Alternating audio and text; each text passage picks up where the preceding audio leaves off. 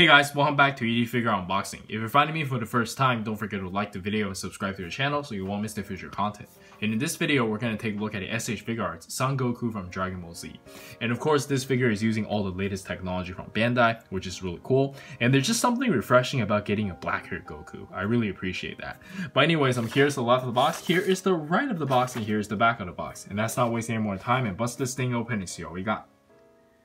And here we have the figure still in the inner packaging, and he doesn't come with a whole lot, but considered the $30 price point, this isn't too bad. And yeah, let's check out the figure itself. Alright, so here we have the figure itself, and my first impression on this figure is really good. I mean, it's a Goku figure, so I'm bound to be a little bit biased, but one thing I noticed right away is that this figure is lacking in the paint department, and that seems to be the norm these days with these Dragon Ball S.H.Figuarts. The technology just keeps on getting better and better, and Bandai seems to figure out a process to slack on paint job and still make the figure look really good. But again, that's just based on conjecture. I don't know anything about figure engineering, and let's just take a close look at the figure. Personally, I still think it looks really good. I'm usually not too picky with this kind of stuff. I'm very easy to please as a collector. And yeah, I love all this attention to detail. It still looks really good. And I think we can get into the articulation.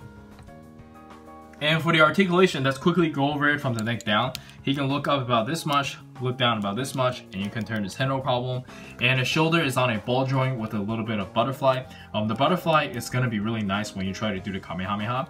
And for the arm, you can raise up about this much, and you do have bicep swivel. You can curl about this much, and you do get a bolt wrist. And for the ab crunch, you can bend forward about this much, bend backwards about this much. You have some pretty good side-to-side movement.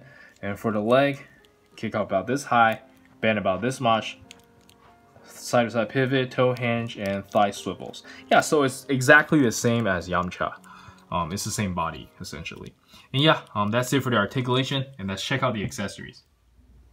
And for the accessories, we can start with the default face, which is the happy smile from Goku, and it looks really good. And next up, we have a serious expression, which is probably my favorite. And then we get a sideways looking teeth gritting face. And lastly, we get a shouting face. And for the interchangeable hands, we get white bright karate chopping hands, as you guys have seen earlier. And then we get his signature style opposing hands. Next up, we get one right hand for instant transmission. And lastly, we get a pair of Kamehameha hands, and I believe that's it for the accessories. Again, he doesn't come with a whole lot, but I think given the price, this is more than fair. And let's check out some action poses.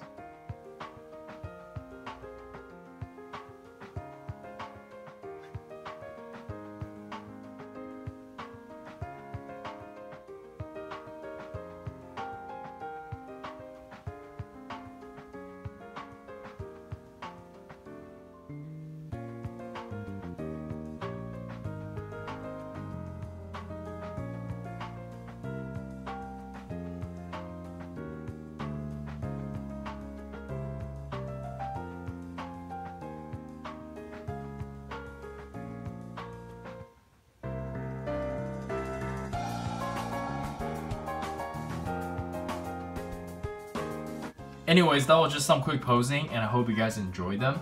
And I know some of you are curious if we're able to use the interchangeable parts from the earlier Gokus. And the answer is not really. I don't think they're compatible, except for maybe the Super Saiyan 3 Goku's hands. Because I tried to swap the head out, as you guys saw earlier.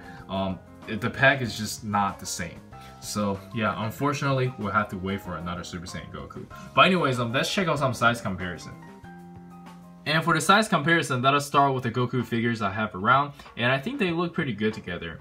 The only one that's weird is probably Super Saiyan 3 Goku. I don't know why he is a little bit shorter.